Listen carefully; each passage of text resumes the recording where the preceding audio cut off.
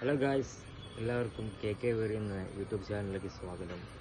അപ്പോൾ ഇന്ന് നമ്മോട് പറയാൻ പോകുന്നത് ആഫ്രിക്കൻ ലവ് ബേർഡ്സ്. ഇന്നിപ്പോൾ പല മ്യൂട്ടേഷനുകളിൽ ആഫ്രിക്കൻ ലവ് ബേർഡ്സ് ഉണ്ട്. പീച്ച് വെറൈറ്റി, അതുപോലെ ഫിഷർ വെറൈറ്റി, ഐറിങ്, മാസ്ക്, അതുപോലെ ഒപ്ലൈൻ, അങ്ങനെ പല പേരിലും ഇന്നിപ്പോൾ ആഫ്രിക്കൻ ലവ് ബേർഡ്സിന് പല മ്യൂട്ടേഷനുകൾ അറിയപ്പെടുന്നു.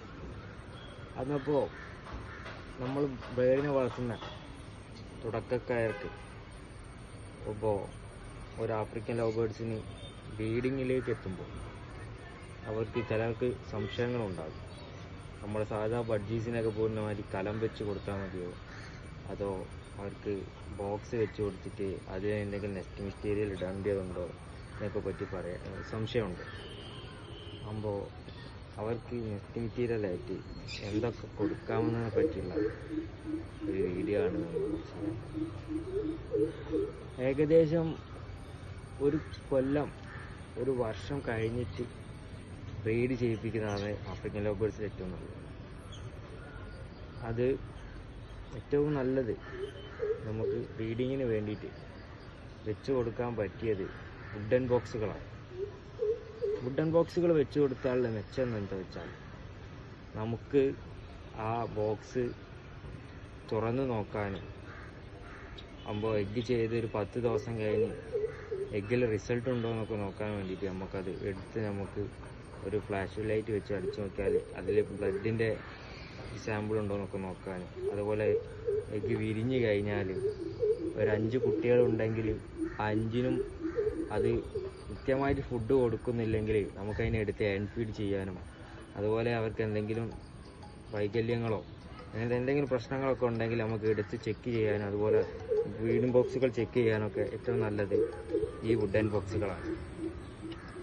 മൺകുടത്തിലും നമുക്ക് ബ്രീഡ് ചെയ്യിപ്പിക്കാം, പക്ഷേ അത് കൂട്ടിൻ്റെ ഉള്ളിൽ വെച്ച് കൊടുക്കുമ്പോൾ നമുക്കത് എടുത്ത് നോക്കാനും, അതുപോലെ ആ കൂട് ഇളക്കി കഴിഞ്ഞാൽ ചിലപ്പോൾ അവരത് അഗ്രസീവായിട്ട് പിന്നെ ആ മുട്ടയിൽ വന്ന് കിടക്കാൻ സാധ്യതയില്ല. അപ്പോൾ അങ്ങനത്തെ കാര്യങ്ങളൊക്കെ ഉണ്ട് ഈ ബോക്സ് വെച്ച് കൊടുക്കുന്നത്. ചിലപ്പോൾ കിളികൾ പേടിച്ച് പോകാം. മറ്റേതാകുമ്പോൾ ഈ വുഡൻ ബോക്സുകളാകുമ്പോൾ ഏറ്റവും നല്ലത്. അതുപോലെ തന്നെ ആഫ്രിക്കൻ ലവ് ബേർഡ്സിന് നമ്മൾ നെസ്റ്റ് മെറ്റീരിയലായിട്ട് കൊടുക്കാൻ പറ്റിയത് എന്താണെന്ന് വെച്ചാൽ, ഒന്ന് നമുക്ക് വൈക്കോല് കൊടുക്കാം. നമ്മുടെ ഈ നെല്ലിൻ്റെയൊക്കെ ഉണങ്ങി വരുന്ന നമ്മൾ പശുവിനും അങ്ങനത്തെ മറ്റ് കളികൾക്കൊക്കെ കൊടുക്കുന്ന പുല്ലാണ് ഈ വൈക്കോല് കൊടുക്കുക. അതുപോലെ നമുക്ക് ഈ പച്ച തെങ്ങിൻ്റെ ഓലയുടെ മടൽ അത് ചെറിയ കഷ്ണങ്ങളാക്കി അതിൻ്റെ മോൾഭാഗം ചെത്തിയിട്ട് പച്ചവടക്കം തന്നെ അതിൽ വെച്ച് കൊടുത്താൽ അവർ തന്നെ അത് കൊത്തി വലിച്ച് ഒരു 4 രൂപത്തിലാക്കി കൊണ്ടുപോയിട്ട് അവർ കൂടുണ്ടാക്കും.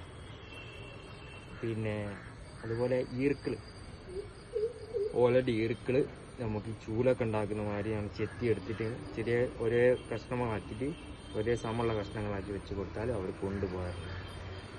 ആകുമ്പോൾ ഫിഷർ, അതുപോലെ പീച്ച്, അവർ പല രൂപത്തിലാണ് കൊണ്ടുപോകാറ്. അപ്പോൾ ഈ മെത്തേഡ് തന്നെ എല്ലാ കിളികൾക്കും വെച്ച് കൊടുത്താൽ മതി. ആഫ്രിക്കൻ ലവ് ബേർഡ്സിലുള്ള എല്ലാ കിളികൾക്കും ഈ മെത്തേഡ് തന്നെ നമുക്ക് കീപ്പ് ചെയ്താൽ മതി.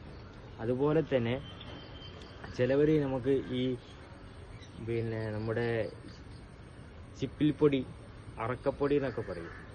നമ്മുടെ ഈ മില്ലുകളിലൊക്കെ മരത്തടികൾ ഈരിക്കഴിഞ്ഞാൽ കിട്ടുന്ന ചിപ്പിൽപ്പൊടി, അത് നമുക്ക് കുറച്ച് വേണമെങ്കിൽ അതിൻ്റെ ഒപ്പം വുഡൻ ബോക്സിൽ വിതറി കൊടുക്കാം. അത് നല്ലതാണ്. അപ്പോൾ ഇത്ര മാത്രം നമ്മൾ ശ്രദ്ധിച്ചാൽ മതി. ഒരു ബ്രീഡാവുന്ന കിളിക്ക് വുഡൻ ബോക്സുകൾ വെച്ച് കൊടുക്കുക, അതുപോലെ നെസ്റ്റ് മെറ്റീരിയലായിട്ട് നമുക്ക് ഈ പറഞ്ഞ കാര്യങ്ങൾ വെച്ച് കൊടുത്താൽ മതി. അപ്പോൾ നമ്മുടെ വീഡിയോ ഇഷ്ടപ്പെട്ടെങ്കിൽ നമ്മൾ സബ്സ്ക്രൈബ് ചെയ്യുക, അതുപോലെ നമ്മൾ ലൈക്ക് ചെയ്യുക, നമ്മൾ സപ്പോർട്ട് ചെയ്യുക. വീഡിയോ കാണുന്ന എല്ലാവർക്കും അടുത്തൊരു വീഡിയോ നമ്മൾ വീണ്ടും വരുന്നതാണ്.